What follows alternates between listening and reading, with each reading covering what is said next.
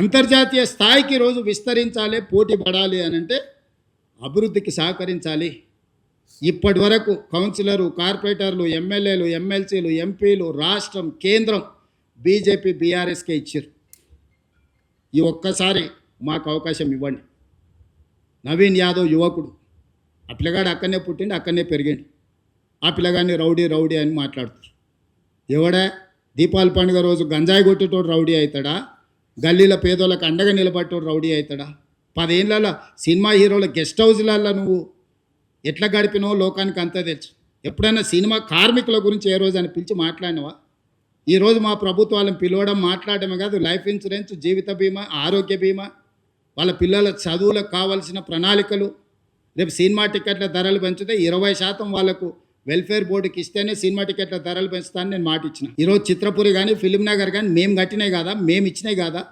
ఈరోజు cinema industry 1964లో Nandi award మేము మొదలుపెట్టినాం, కళాకారులను ప్రోత్సహించాలి.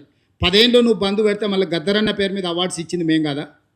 ఈరోజు నంది అవార్డ్స్ నుంచి ఆస్కార్ అవార్డు వరకు తెలుగు ఫిల్మ్ ఇండస్ట్రీ విస్తరించిందంటే దానికి కాంగ్రెస్ కారణం కదా. ఫిల్మ్ ఇండస్ట్రీ కోసం ఏదైనా కేసీఆర్, కేటీఆర్, బీజేపీ చేసింది ఒక్కటి ఉందా చెప్పండి? ఫిలిం నగర్ నుంచి, ఫిలిం నగర్ క్లబ్ నుంచి మొదలు పెడితే చిత్రపురి కాలనీ వరకు మేమే కదా చేసింది. కార్మికులను ఆదుకున్నది మేమే కదా. రేపటి వాళ్ళ భవిష్యత్తు ప్రణాళికలు.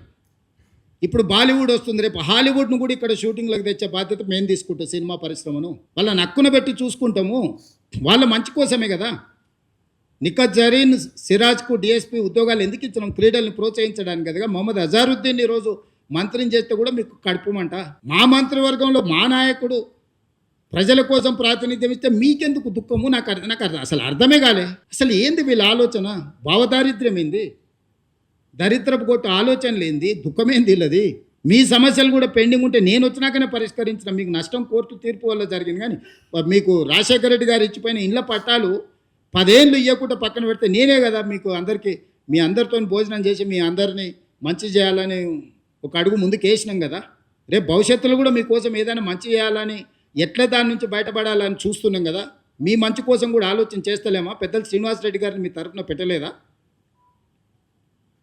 ఎవరిని వదిలేసినా మీరు చెప్పండి. విద్యార్థులను వదిలేసినామా? నిరుద్యోగ యువకులను వదిలేసినామా? రైతులను వదిలేసినామా? మహిళలను వదిలేసినామా?